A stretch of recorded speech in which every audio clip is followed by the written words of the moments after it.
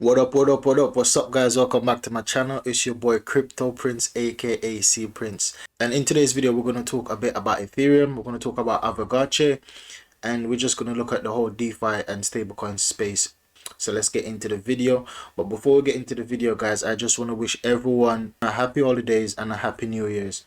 I hope you enjoyed it. I myself enjoyed it. I know you haven't seen me for a while. Just spending some quality time with family. If you're not already subscribed, click the subscribe button, hit the like button, hit the notification bell, and click all, guys. So let's just get straight into the video right now.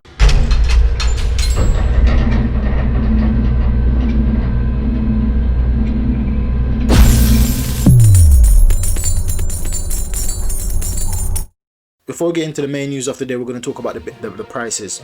So we see Bitcoin at 31,800. I believe the last time I made a video, Bitcoin was about 24k. So we see Bitcoin right now over the 30k mark, 31k, 31k 800, and that's down 5%. We see Ethereum up over $1,000. Congrats to all the ETH holders. Well, congrats to everyone in the space, because everything went up. Essentially everything went up, so congrats to everyone in the space. No matter what bags you're holding, you should be up right now. Well, then, not essentially. If you're holding XRP, based on where you bought it from, you could be down, but literally I think everything is up in the space over the past few days, so congrats on your bags. We see XRP at 23 cents, and that's up 6%.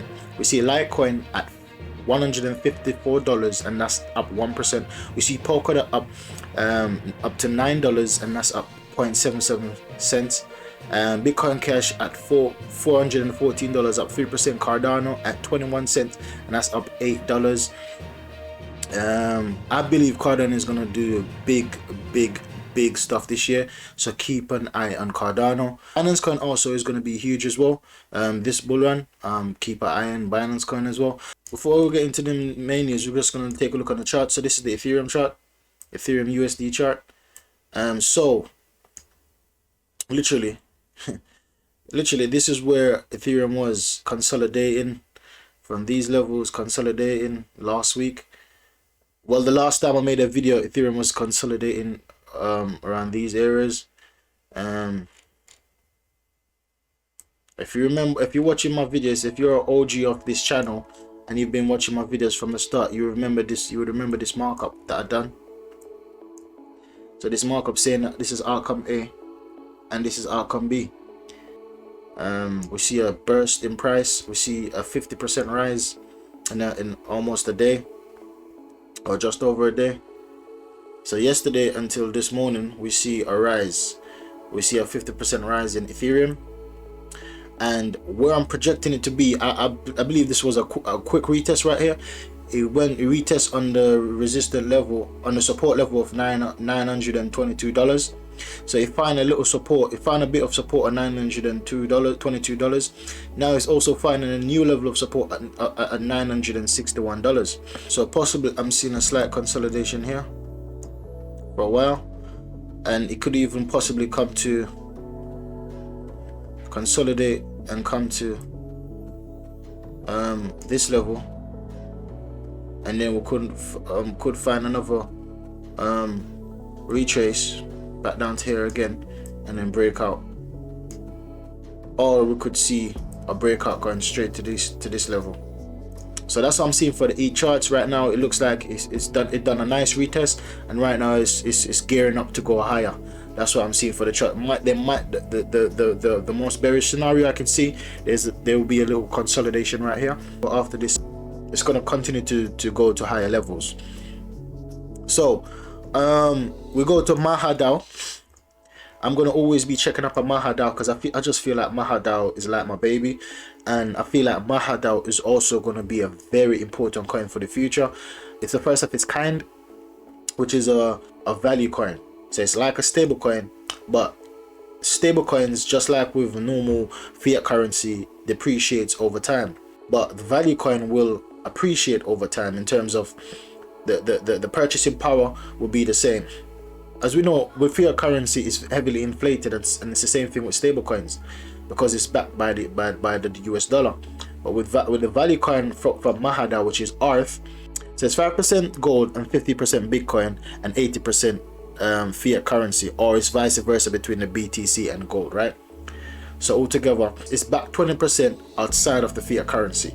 So that's a good thing, and I believe this is going to be big for the future. So right now we saw a bottom, we saw it bottom out at 6.6 US dollar, $6.60 US dollar, and we see a support level at $8. It's been a respected support level. Yeah, it's been a respected support level on multiple occasions, and now we're seeing an increase. So this is my support, this is my resistance line. Reason being that we see it broke over, but for me this is a false break, because even though it closed over, it didn't form any new candles. If you see all the candles, if you look closely, all the candles are touching the line, the resistance line, right? It never broke comfortably above. Only one coin I could say that broke above was this green candle, and it wasn't. You would need to see about 2 or 3 green candles even on a 4-hour chart to say that, okay, that's a bullish trend, that's a bullish momentum, and we never saw that.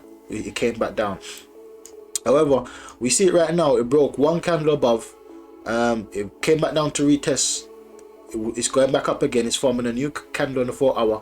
So let's wait and see. And this is the technical analysis. On the fundamental side, we see that there was a staking lockup of there was a maximum threshold of 200k MAHA, and we didn't reach that. I think we reached over 160 or 180k MAHA.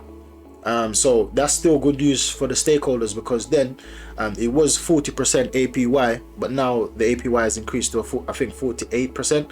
So that's good news for MAHA holders in the short term, and in the long term I know it's going to be bullish. So on other news, Ethereum transaction fee soars amid high demand. So it says, according to Glassnode, Ethereum transaction fees have hit their new all-time high of 898,000 in a single day. This narrowly beats the last all-time high seen in January 2008. One reason why the Ethereum network is generating higher gas fees is because of the growing decentralized finance space, which largely runs on Ethereum. So over the past few days, guys, if you use Uniswap or use any DEX, you'll see DEX that's on Ethereum. You see that their gas price has been very expensive. At times I'm seeing transaction fees for over $100. I think the minimum, I wanted to trade some coins, and the minimum I saw for transaction fee was, I think, about $30, $35, and it hurt. Trust me, it hurt when I had to do it, because I didn't want to miss out on a coin. So it actually hurt me when I had to spend $35 on transaction fee. It's no joke. Ideally, I would have waited for it to go back down to about $1 or less, but because I wanted to get into that project so badly, I end up spending that transaction fee. It goes down to say, the rising gas fees has also prompted crypto enthusiasts to question whether blockchain can ever truly become mainstream. Are blockchains only for the wealthy? Do only the wealthy consider these transactions good value for money? Said one Twitter user. Looking ahead, Ethereum users are eager to see the arrival of layer 2 scaling, a collective term for a solution that will move user transaction away from the main Ethereum blockchain or layer 1. So basically, this Twitter user is saying that for crypto to become mainstream, for Ethereum to become mainstream, for DeFi to become mainstream, these problem needs to be addressed, because as what we're seeing, the gas prices are basically for wealthy people, right? Who's paying over $100, right? I was kicking myself just to pay. I kick myself sometimes when I have to pay $10, $15, $20 at times, not to mention over $100. I would never pay over $100 for gas fees, but we see a lot of people do it because they're eager to get into certain projects. They're eager to get in certain pre-sale. So we see that these things are a problem right now, especially when you're trying to get into IDOs that's on Ethereum blockchain. Like we see Polkastarter, even though it's a Polkadot, even though it's on the Polkadot chain, it uses Uniswap. So right now, anything that's on Uniswap, any trade that you trade on Uniswap is going to be very expensive because that's on the Ethereum blockchain. However, we see like right now, even in this very article, we see this guy. This is a person right now. He uses Looprin. And he paid 0.25 fee, and he paid no gas, right? So compared to people that's paying that's paying over $100 for gas. This guy paid no gas for switching between Loopring and Ether. Automated market maker fee is 0.25%. And we see with a normal trading on Uniswap is 0.3%. So even the liquidity provider fee is even cheaper on Loopring. Yeah, and Loopring is a layer 2, right? So we see different projects right now trying to help Ethereum scale, or trying to help Ethereum handle the issues of scaling. We know that ZK rollouts are coming out, and we know that Ethereum has their own scaling system, which is optimistic. So this guy said Uniswap absolutely unusable at the moment. Stop being poor secure, but paying nearly $100 for a 4K swap, $4,000 swap, just makes no economic sense. Noobs come and see this and just get annoyed. Honestly, what's worse is that these spikes are always the worst when you need to do something the most. Can't wait for this to be moved to layer 2. It's a disaster. So we see lots of people complaining about the layer 1, Ethereum on layer 1. It's affecting the whole DeFi space, because the majority of the DeFi space is built on the Ethereum. So we need a better scaling solution. We see Matic now coming through. We see XDAI as side chains trying to help with the scaling of Ethereum. Let's hope that there is something out there. Let's hope that something will change soon. It goes down to say it is hoped that layer 2 solution will improve users' experience for application, and as a result relieve the Ethereum network and drive down gas fees. So up next we got Aavegotchi. So Aavegotchi is basically, and its ticker symbol is Ghost. Aavegotchi, not to be confused with Ghost in Power. So Aavegotchi is a game where you can stake, where you can farm. I would say Aavegotchi is similar to CryptoKitties. If I should draw a comparison, I would say that Aavegotchi will be similar to CryptoKitties, but I believe that it's slightly different in essence in terms of what they actually do. So this is a new game coming in, and they're having problems as well, right? So Aavegotchi, you'll be able to stake, you'll be able to use the Ghost token as a utility token. You'll be able to earn incentives, you'll be able to farm. So, and then you'll be able to play a game, you'll be able to pet your character, you'll be able to level up your character and play against other people.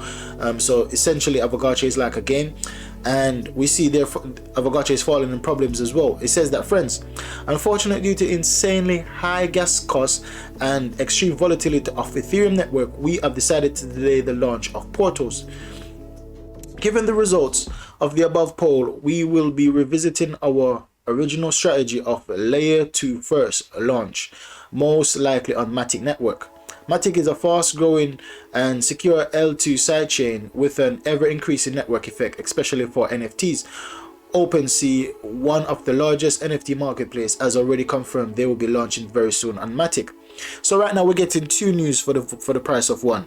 So we see that Matic is doing big moves right now. Essentially we're talking about Aavegotchi, so keep Aavegotchi in your journals, right? Aavegotchi is a gaming protocol, and I believe it's going to be around for the future, especially for kids. And when smaller kids start getting adopted in the space, this to me seems like a game that they will be enjoying a lot. So with Matic, basically, so this game is going to be launching on Matic L2. We also know that OpenSea basically is confirmed that they're using Matic, right? And Matic is evolving so much at such a high pace, because we see that Matic is basically one of the main scaling solution in the space right now. Aavegotchi on L2 means no gas fees, faster transaction confirmation, and a great gaming experience. All the things that we believe Aavegotchi deserve. You shouldn't have to pay $2 to pet your Aavegotchi. So basically, it's like just like what I was saying about about Decentraland. In Decentraland, you'd have to pay certain money to do certain stuff, right? And that money is mana. You'd have to pay mana to do certain stuff inside the game. Or for small things, you'll be paying some crazy money. That's what they're saying. So they're saying that something simple as petting your Aavegotchi should not cost $2. So that's why they're saying this is basically too expensive. We need to. So officially they were meant to launch on Ethereum, but now they're going over to Matic. So Aavegotchi is doing good stuff. I'm happy with that. I'm keeping a close eye on them. It's one of my watch list coin, not just for now but for the future, as well as Decentraland, as well as Sandbox. Right, these are gaming protocols, and I'm well invested in gaming protocols because I'm a gamer. I love games, and I believe that once you get gaming on the blockchain at a higher level, then it will drastically change the gaming experience and drastically change the world. Onto other news. DeFi total value lock nears 20 billion as ETH price increases. Ethereum has followed the meteoric price growth that Bitcoin has recently seen, smashing through 1,000 per ETH and eclipsing 100 billion market cap. So this is the total value locked on DeFi, right? When Ethereum pumps, it takes all the market built on top of it along with the ride, and that's nice, and that's a good way to sum it up, and that's a good way to sum it all up, right? Because majority of the DeFi are built on Ethereum. The article goes on to say 2020 was a huge year for decentralized application. At the beginning of January, there was less than 1 billion in total lock value, TVL, across all DeFi apps. Now, just 1 year later, that number is closing in on 20 billion. With the majority of the DeFi system built on Ethereum, the rise of the Ethereum prices after increased usage of application on its platform was not coincidence. The more value that is locked into DeFi application, the more underlying value that the Ethereum ecosystem captures. So this is what I had in mind, right? Because we see once again that there's going to be a huge deal in DeFi. We see the growth in DeFi has been exponential, right? The growth in DeFi has been huge, and it's only going to get bigger and bigger. Right now we see DeFi at 20 billion. I believe personally DeFi could get to $1 trillion market cap within this bull run. And this is a bullish case for Ethereum, because if everything on if all the DeFi projects that build on Ethereum rises in value, that in return will rise Ethereum in value, and vice versa. However, I see a bearish scenario if it's not being dealt with quickly, and that's the gas price. Now, this is only 20 billion, right? 20 billion in DeFi apps. So all the protocol that's been built on Ethereum, and you use it and you have to pay gas, all these contribute to the clogging of the system. All these contribute to the slowing down, the high gas fees. All these contribute, and there's so many applications that's built on Ethereum that's DeFi. And right now we see a craze for DeFi projects. I believe that DeFi project will perform the biggest in this bull run, and that in return will make Ethereum a very wealthy coin to have. And on the last news of the day, we got stablecoin. Stablecoin dominated 2020, and now they are ready to take over 2021 as well. Last year, the market capitalization of fiat peg stablecoin went from just under 5 million to 27 billion.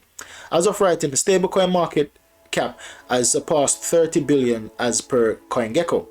While Theta USDT remains the king of the stablecoins with a 22.75 billion market cap and a 20.60 billion trading volume as per Messari, Coinbase and Circle's USDC is catching up fast. With a market cap of 4.21 billion, USD is managing 693 million in volume. USDC actually printed 1 billion in December compared to USDT to just 2 billion. So this is bullish news for the space, right? For the entire space. And also, once again, this ties into DeFi, because majority of these stablecoins are built on Ethereum. We've got USDC. I know they're trying to be interoperable, but right now they're ERC20 token. We see XDAI. No, we see DAI. We see MakerDAO, which they have their own token, which is DAI, that's built on Ethereum. And majority of these coins, they're built on of these stablecoin protocols, they're built on Ethereum. And this in one way is good for Ethereum, but in another sense, as what I was saying before, they need to improve their scaling solution, because this in return will hold back the network. We see that stablecoin become a big use case for the space because of DeFi.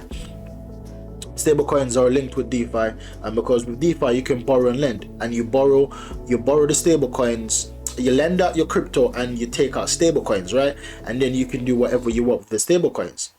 So if you want to borrow, then majority of this happens in stablecoin, and we see the DeFi space is getting huger. The borrowing, the lending is getting bigger and bigger and bigger, and this in return requires more stablecoin.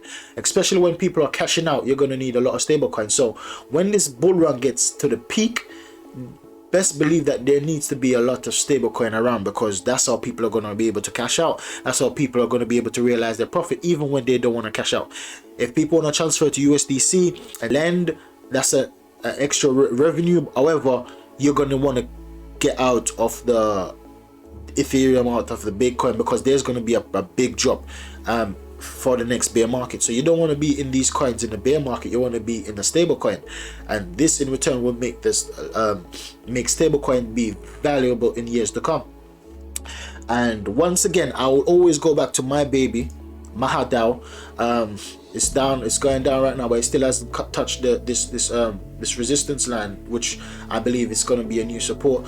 And this is why I'm bullish on Mahadao, because we see right now that stablecoin is getting bigger and bigger, and Mahadao is trying to go to the next level. It's trying to skip